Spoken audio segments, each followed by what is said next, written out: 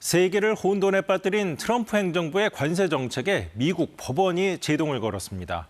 대통령의 권한을 넘어선 정책으로 무효라고 판단한 겁니다. 트럼프 행정부는 사법 쿠데타라고 반발했습니다. 먼저 뉴욕 박일종 특파원의 보도 보시겠습니다.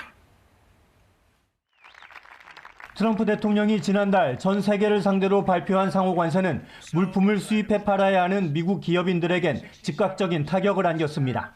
Which means I can't pay my employees, I can't pay the lease for this building, I can't pay my loans.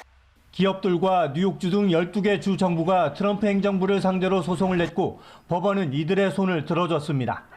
미국 연방국제통상법원은 현지 시각 28일 트럼프 대통령이 발표한 상호 관세를 영구히 무효로 한다고 결정했습니다.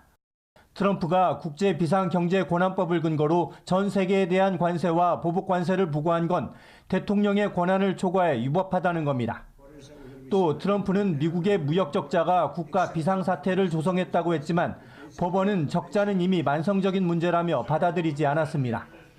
판결이 최종 확정되면 전 세계에 부과된 상호 관세를 비롯해 펜타닐 밀수를 이유로 부과된 중국, 멕시코, 캐나다에 대한 관세가 폐지됩니다. 다만 법원은 관세 효력을 즉각 중지하지는 않았고 트럼프 행정부에 열흘 이내에 조치를 취하라고 명령했습니다.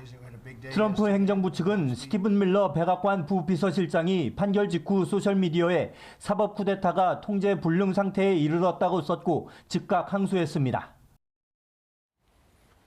네, 뉴욕을 직접 연결하겠습니다. 박일종 특파원.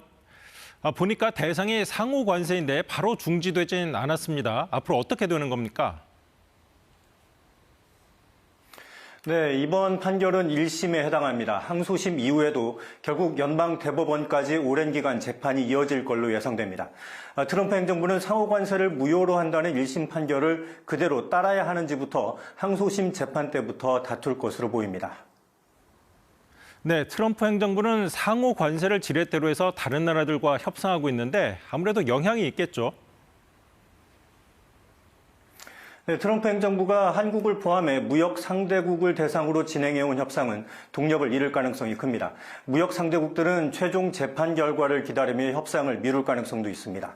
다만 무역확장법 등 다른 법률을 근거로 한 철강, 알루미늄, 자동차 등에 대한 관세는 그대로 살아있습니다. 시간이 오래 걸리기는 하지만 이 법률들을 근거로 추가 품목별 관세 부과도 가능합니다.